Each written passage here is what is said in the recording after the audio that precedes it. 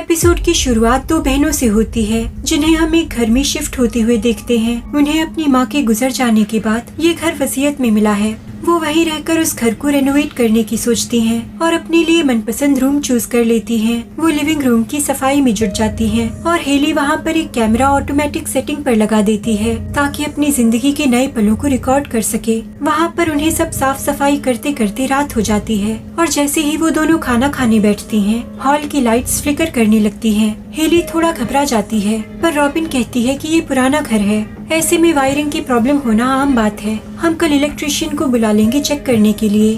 फिर हेली बचा हुआ खाना फ्रिज में रख देती है और जब वो अपना ग्लास सिंक में रख रही होती है तो गलती से ड्रिंक उसकी टी शर्ट पर गिर जाती है। जैसे ही वो उसे साफ करने के लिए निकालने वाली होती है, उसे अपने पीछे कुछ कदमों की आहट सुनाई देती है, लेकिन जब वो मुड़कर देखती है तो वहाँ कोई नहीं होता। हेली को लगता है कि उसे कुछ भ्रम हुआ है। फिर देर रात को हेली की नींद अचानक वैक्यूम क्लीनर की आवाज से खुल जाती है। उसे लगता है कि रॉबिन वैक्यूम क्लीनर का इस्तेमाल कर रही है, पर जब वो बाहर आती है तो रियलाइज करती है कि वैक्यूम क्लीनर की आवाज रॉबिन के कमरे से नहीं बल्कि नीचे किचन से आ रही है। वो रॉबिन का नाम पुकारते हुए सीढ़ियों से नीचे उतरती है। इस दौरान उसे बहुत ही अजीब सी दुर्गंध आती है और जैसे ही वो किचन में एंटर करने वाली होती है, लाइट्स फिर से पहले की तरह फ्लिकर करने लगती हैं। हेली बहुत घबरा जाती है और वापस अपने रूम की ओर भागती है, पर तभी रॉबिन वहाँ आ जाती है। हेली रॉबिन से कहती है कि उसने आवाजें सुनी थी और लाइट्स को फिर से फ्लिकर होते देखा है। रॉबिन फिर से कहती है कि घर पुराना है और इसे रिपेयर करवाने की जरूरत है। वो आवाजें पुरानी पाइप से आ रही होंगी। रॉबिन वापस सोने के लिए अपने रूम में चली जाती है। हेली भी वापस अपने रूम में आ जाती है, पर उसे यकीन है कि वहाँ कुछ गड़बड़ है। वो अपने फोन को रिकॉर्डिंग मोड पर छोड़ देती है ताकि उसे फिर से कोई ऐसी आवाज आए तो वो रिकॉर्ड हो जाए और सबूत के तौर पर वो उसे रॉबिन को दिखा सके और ये साबित कर सके कि उसे कोई भ्रम नहीं हुआ था। अगले दिन सुबह जब रॉबिन ब्रश कर रही होती है तो उसे ऐसा महसूस होता है कि जैसे उसका ब्रश किसी ने थोड़ी देर पहले ही यूज किया हो। वो हेली से इस बारे में पूछती है तो वो जवाब देती है कि उसने उसका ब्रश छुआ भी नहीं है। हेली उठकर अपना फोन चेक करती है तो देखती है कि उसमें कोई ऑडियो रिकॉर्ड नहीं हुआ है। वो किचन में जाती है तो रॉबिन को फ्रिज से खाने का खाली बॉक्स निकालते देखती है। उसे समझ नहीं आता कि उसमें बचा हुआ खाना कहाँ गया। उसने तो याद से उसे फ्रिज में रखा था। उसने वो खाना नहीं खाया, रॉबिन ने नहीं खाया, तो भला किसने खाया? उन दोनों के अलावा कोई तीसरा तो घर में है नहीं और कोई चूहा तो फ्रिज खोलकर खाना खा नहीं सकता। उन दोनों को ही समझ नहीं आ रहा कि क्या हो रहा है। इसी मोमेंट में रॉबिन को भी वही दुर्गंध आती है जो कल रात को हेली को आ रही थी। रॉबिन कहती है कि कल प्लम्बर को बुलाकर पुरानी पाइप्स चेक करवाते हैं, शायद ये स्मेल वहीं से आ रही है। रात में सोने से पहले हेली फिर से अपना फोन रिकॉर्डिंग मोड पर रख देती है। वो कुछ घंटों के लिए सो जाती है। फिर वो उठकर अपने फोन की रिकॉर्डिंग सुनने के लिए कानों में हेडफोन्स लगाती है। तभी उसे दीवार के पास कदमों की आहट सुनाई देती है। वो जल्दी से लाइट ऑन करती है पर कमरे में कोई नहीं होता। तभी उसे विंडो के पास से कुछ आवाज आती है। अब वो बहुत ज्यादा डर जाती है और रॉबिन के रूम में जाकर सो जाती है। अगले दिन हेली रॉबिन को अपने रूम से आ रही अजीब आवाजों के बारे में बताने की कोशिश करती है और जब वो उसे सुनाने के लिए अपने फोन की रिकॉर्डिंग्स चेक करती है तो देखती है कि उसमें से रिकॉर्डिंग्स डिलीट हो गई हैं। फिर प्लम्बर वहाँ आता है और बाथरूम की पाइप्स चेक करने लगता है ताकि पता लगाया जा सके कि वो स्मेल कहाँ से आ रही है। इस बीच हेली और रॉबिन टाउन से कुछ सामान लाने चली जाती हैं। अब उस प्लम्बर को भी एक रूम से कुछ कदमों की आहट आती है। वो बाहर आकर आवाज देता है पर दूसरी ओर से कोई जवाब नहीं आता। वो वापस अपने काम में लग जाता है तो इस बार उसे फिर से अपने ठीक पीछे कुछ कदमों की आहट सुनाई देती है और जब वो पीछे मुड़कर देखता है तो किसी को वहाँ पाकर डर के मारे चीख पड़ता है। जब हेली और रॉबिन लौट कर आते हैं तो वो देखती है कि प्लम्बर वहाँ से जा चुका है। रॉबिन उसे कॉल मिलाती है पर कोई फोन नहीं उठाता। जब वो लिविंग रूम में आते हैं तो हेली रियलाइज करती है कि वो कैमरा बंद करना तो भूल ही गई थी। वो उसमें कैप्चर हुई फोटोज देखने लगती है और उसे उन फोटोज में कोई दिखता है स्कर्ट पहने हुए।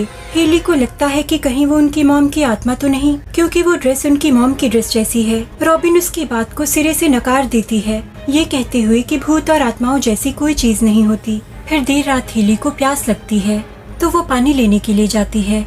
वो देखती है कि लिविंग रूम की खिड़की खुली हुई है। जैसे ही वो उसे बंद करके मुड़ती है उसे अंधेरे में एक परछाई दिखती है। वो डर के मारे जोर से चिल्लाती है। उसकी चीख सुनकर रॉबिन भागकर उसके पास आती है और जब वो हेली को वहाँ से ले जाने लगती है तो वो दोनों देखते हैं कि किचन की दीवार पर किसी ने उनकी माँ का नाम खून से लिखा हुआ है। अब वो दोनों और ज्यादा डर जाती हैं और घर से निकलकर अपनी कार में आ जाती हैं। रॉबिन पुलिस को कॉल करने लगती है। इसी बीच हेली की नजर घर के सेकंड फ्लोर की खिड़की पर पड़ती है, जहाँ से कोई साया उन्हें देख रहा है। पुलिस आती है और पूरे घर की तलाशी लेती है, पर उन्हें कुछ भी नहीं मिलता वहाँ। अब हेली और रॉबिन पुलिस ऑफिसर को किचन में लेकर आती हैं, दीवार पर खून की लिखावट दिखाने के लिए, पर वहाँ पर अब खून का एक कतरा भी नहीं है। ऑफिसर को लगता है कि वो दोनों उसके साथ प्रैंक कर रही हैं। वो कहता है कि यहाँ सब सेफ है और अगर कुछ होता है तो वो फिर से उसे कांटेक्ट करे, और वो वहाँ से चला जाता है। अब फिर से हेली और रॉबिन लिविंग रूम में कैमरा सेट करती हैं, ताकि वहाँ पर किसी भी तरह की हलचल को रिकॉर्ड किया जा सके।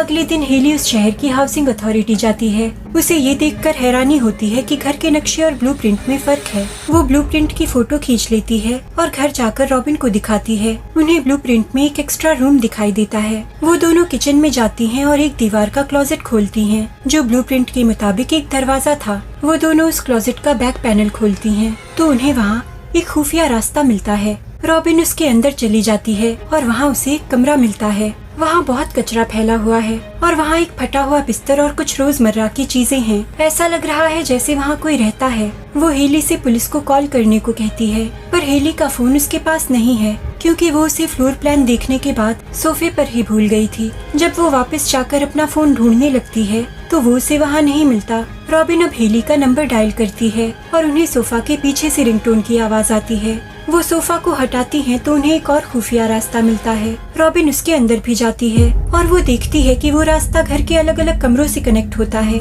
और कोई है जो इस खुफिया जगह से उन पर नजर रख रहा है। इधर हेली फिर से कैमरा फुटेज चेक करती है तो इस बार वो एक आदमी को देखती है जो सोफा के पीछे से निकलता है। उधर रॉबिन को उस जगह पर एक ट्रांसपेरेंट फिल्म मिलती है जिस पर उनकी मॉम का नाम लिखा था। ये बिल्कुल वैसी ही लिखावट है जो उनकी किचन की दीवार पर थी, यानी कि उनकी दीवार पर यही ट्रांसपेरेंट फिल्म लगी हुई थी और पुलिस ऑफिसर के आने से पहले वो फिल्म हटा दी गई थी, इसीलिए उसे कुछ नहीं मिला। रॉबिन को दीवार पर एक होल भी मिलता है जिसके थ्रू डायरेक्ट उनके बेडरूम में देखा जा सकता था। तभी अचानक एक आदमी रॉबिन पर हमला कर देता है और चिल्लाता है कि ये घर उसका है। ये वही आदमी है जो कैमरा फुटेज में सोफा के पीछे से निकलता हुआ कैप्चर हुआ था।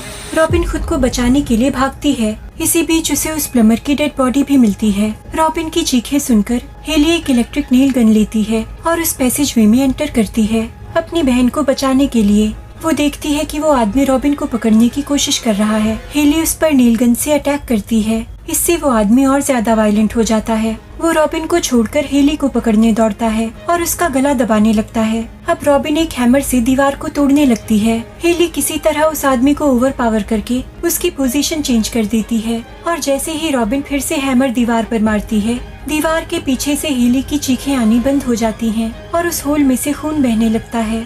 रॉबिन को लगता है कि उसने अपनी बहन को मार डाला है और रोते रोते वो उसका नाम पुकारने लगती है, पर तभी हेली उसके पास आती है और उसे गले लगा लेती है और फाइनली वो दोनों अब सेफ हैं। कुछ दिनों के बाद हम हेली को अपने टाउन के अपार्टमेंट में देखते हैं। वो रॉबिन के साथ अपने फोन पर बात खत्म करती है तो अचानक उसके डेस्क लैंप की लाइट फ्लिकर करने लगती है और फिर उसे दीवार के पीछे से कुछ आवाज आती है। अपने डर का सामना करते हुए वो अपने कान को दीवार से लगाती है और अचानक उस दीवार में से एक हैमर निकलता है और अगले ही पल हेली घबराकर नींद से जाग जाती है, यानी कि वो एक सपना देख रही थी। वो अपने कान को फिर से दीवार से लगाती है, बिल्कुल अपने सपने की तरह, पर इस बार उसे दूसरी ओर से कोई आवाज नहीं आती। वो चैन की सांस लेती है और एपिसोड यहीं खत्म हो जाता है, यानी कि जो हादसा उसके साथ हुआ है वो उसके दिलो दिमाग में घर कर चुका है और शायद इससे निकलने में हेली को बहुत वक्त लगेगा। और जहाँ तक उस आदमी का सवाल है तो मुझे लगता है कि वो आदमी उस घर में बहुत लंबे वक्त से रह रहा होगा और वो भी अकेले, जिसका असर उसकी दिमागी हालत पर भी हुआ होगा और इसीलिए वो इतना वायलेंट था और वो उस घर को अपना घर समझता था। रॉबिन और हेली के वहाँ आने से उसे लगा कि वो उसके घर पर कब्जा करने आए हैं और इसीलिए उसने मौका देखकर उन पर हमला कर दिया था। ये कहानी मुझे कुछ पैरासाइट मूवी जैसी लगी, क्योंकि वो भी इसी तरह एक घर में चोरी छुपे रह रहे आदमी की कहानी थी और वो मूवी शायद ऐसे ही अर्बन लेजेंड से इंस्पायर्ड है। वो आदमी रॉबिन और हेली की मॉम को जानता होगा, इसीलिए उसने उनकी मॉम का नाम दीवार पर लिखा था। किसी रैंडम आदमी को उनकी मॉम का नाम पता होने का सवाल नहीं उठता और उसने उनकी मॉम की ड्रेस भी पहनी हुई थी। हो सकता है कि वो उनकी मॉम का कोई दोस्त या रिश्तेदार रहा हो जिसके बारे में रॉबिन और हेली को नहीं पता। शायद वो कोई क्राइम करके भागा होगा जिसकी वजह से वो दुनिया के सामने नहीं आ सकता था और उनकी मॉम ने उसे उस घर में शेल्टर दिया हो। जैसे उसने अपना परमानेंट घर मान लिया। या फिर ये भी हो सकता है कि वो आदमी जब उनकी मॉम उस घर में रहती थी तब भी उस घर में छिप कर रहता हो और उन पर भी वैसे ही नजर रखता हो जैसे रॉबिन और हेली के ऊपर रख रहा था, और बस इसी वजह से उसे उनकी मॉम का नाम पता हो और उसने उनकी ड्रेस चुरा ली हो। खैर, ये था इस सीरीज का 6th एपिसोड। इसके 7वें एपिसोड द हॉन्टेड शावर का एक्सप्लेनेशन वीडियो मैं पहले ही बना चुकी हूँ, और अगर अब तक आपने वो नहीं देखा है तो आप मेरे चैनल की प्लेलिस्ट में जाकर देख सकते हैं, और लिंक भी मैंने डिस्क्रिप्शन बॉक्स में दे दिया है। और मैं आपसे मिलती हूँ अगले वीडियो में।